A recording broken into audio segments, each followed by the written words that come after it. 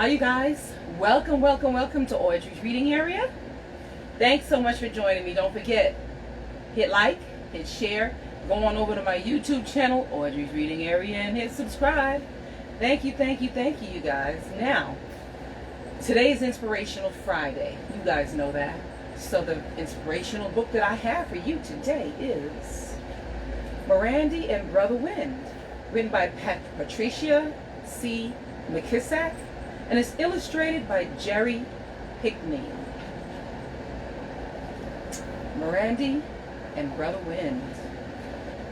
Let's see. See what we have here. Didn't read it in advance. So, we're listening and learning about this book together. Swish, swish. It was spring, and Brother Wind was back. He came high-stepping through Ridgetop, dressed in his finest and trailing that long silvery wind cape behind him. Swoosh, swoosh. Get closer so you can see.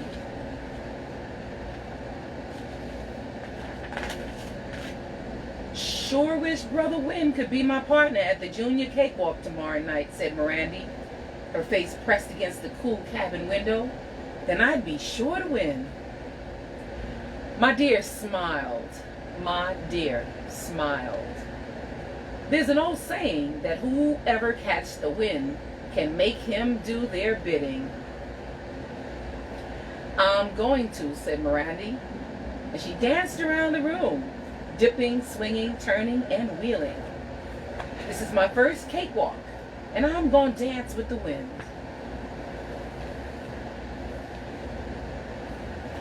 All right. When the sky turned pink, Mirandy set out to capture Brother Wind. Grandmama Beasley was out back feeding her chickens when Mirandy came up asking, all excited, do you know how to catch Brother Wind? I want to make him be my partner at the cakewalk tonight. Grandma Beasley studied on the notion. Can't nobody put shackles on Brother Wind, child. He be special. He be free. Mirandy asked all her neighbors that same question, but nobody seemed to have an answer. All right. I'm gonna get him yet, she said, turning round and round in the yard. Get who? She didn't even have to look around to know it was that clumsy boy, Easel or Essel. Mirandy didn't answer, but walked around the road. Easel came too, walking backward to face her. He was sure to trip any minute, and he did. Why you been asking everyone how to catch the wind? My dear told me whoever catches the wind can make him do their bidding. I want him to be my partner at the cakewalk tonight. But I thought After a moment, Easel flashed his good-natured smile. His eyes sparkled like sun blitz on branch water. He said, what do you think Orlinda would say if I asked her to be my partner? Orlinda? Skinny Orlinda? Ask her and find out, said Mirandy, and she strutted away.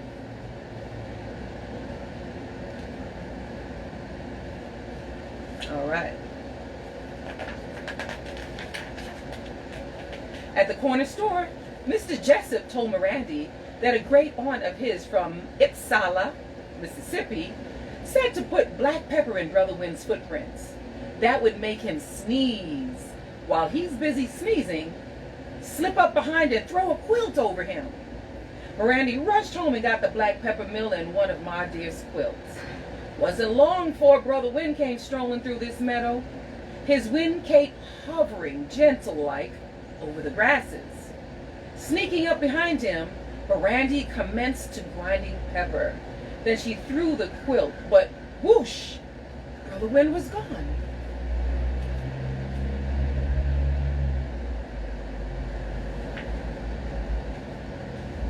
Brother Wind was gone, just like that. Mirandy was still sneezing when she told Easel what happened. I could have told you the wind don't leave footprints, he said as he milked the family cow. He was sure to spill some, and he did. Mirandy sneezed again. Did you ask Olinda about being your partner, she said, changing the subject. Sure did, and she said, I don't care what she said, Mirandy interrupted and brushed away.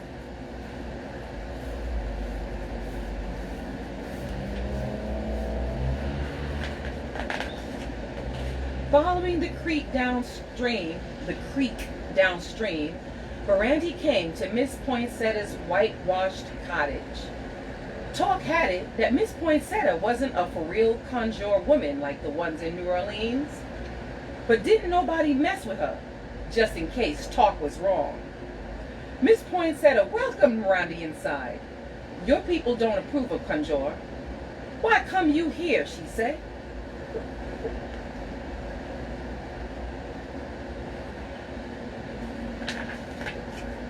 Mirandy figured if Miss Poinsettia was up on her conjure, she ought to know why.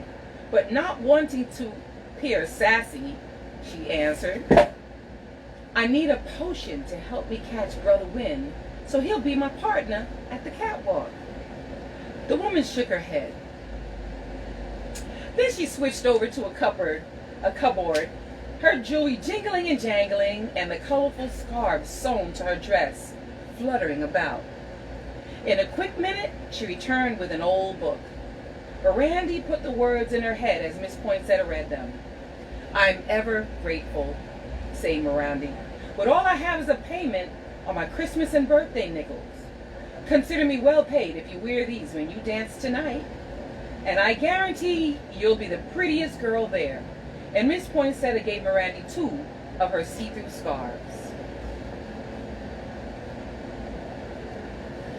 All right. Mirandy hurried home.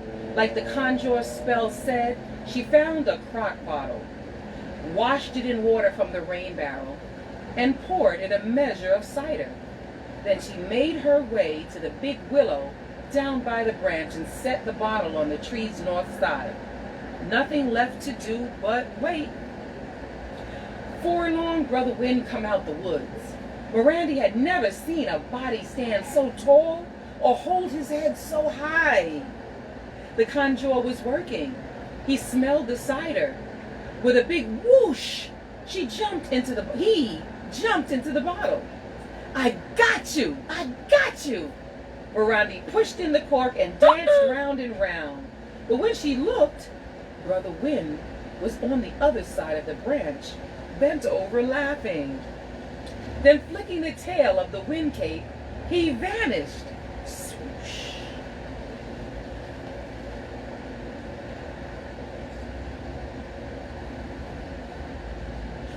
Brother Wynn in the tree, you see him?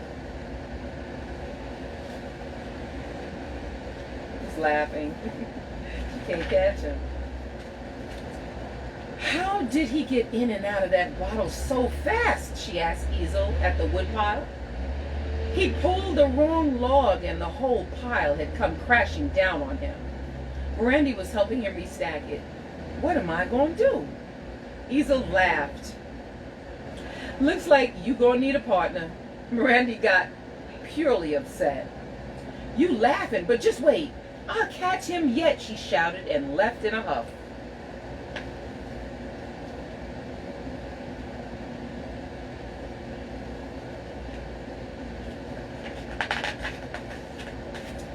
The cakewalk was only a few hours away, and Mirandy was moping on the front porch swing when Brother Wynn swooped over the hedges, kicking up dust.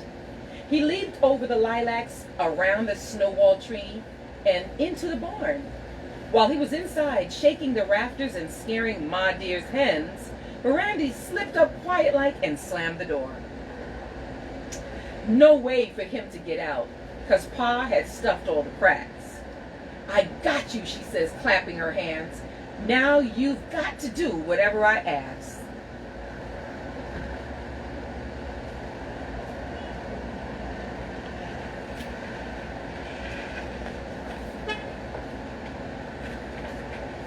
At dusk, the neighbors from the ridge started gathering at the schoolhouse, everybody dressed in their Sunday best. The fiddlers stood in one corner, and Grandma Beasley and the other elder folks sat in the judges' seats. Elder Thomas brought in 2 big triple-decker cakes, one for the junior cakewalk winners and the other for the grown-up winners. Somebody drew a big square in the middle of the floor, and the cakewalk jubilee began.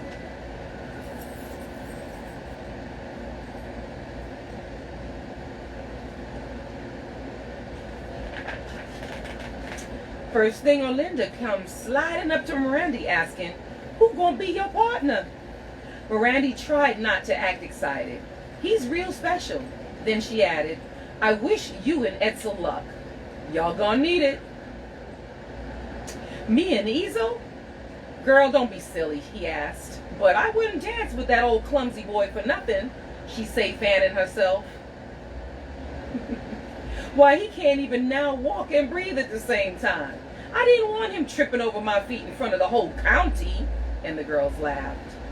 Mirandy put her hands on her hips and moved right in close to Olinda. "You just hush making fun of Easel, you hear? He say quiet." She say quiet like, "He's my friend, and it just so happens we're gonna win that cake." And she tossed her head in the air and hurried away. Outside, Mirandy wondered why she'd said such a tomfool thing. She caught Brother Wind. Easel couldn't be her partner, but an idea came. "Brother Wind," she called, "you still in there?" The barn door rattled and almost shook off its hinges. "I'm ready with my wish," she whispered in, then hurried to find Easel.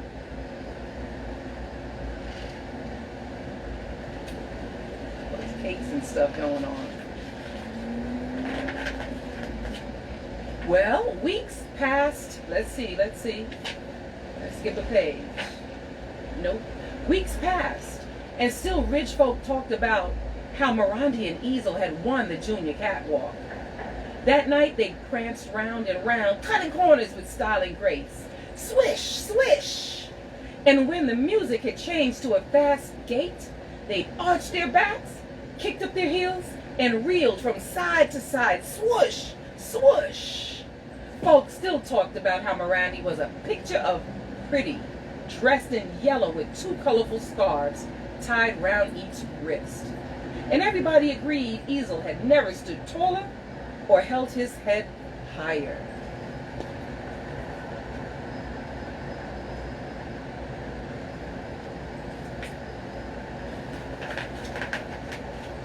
When Grandma Beasley had seen Mirandy and Easel turning and spinning, moving like shadows in the flickering candlelight, she'd thrown back her head, laughed, and said, "Them chillin' is dancing with the wind."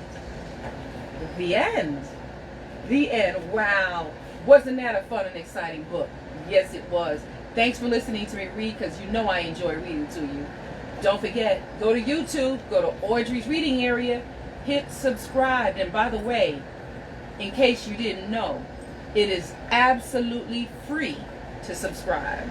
It is free to subscribe. So go ahead over on your YouTube channel and hit Audrey's Reading Area. Click subscribe. All right, all right, all right. Thank you guys, and I will see you Monday live at 5. Live, L-I-V-E, at 5. All right, all right, all right, you guys. Thank you so much for joining me here. See you soon. Audrey's Reading Area.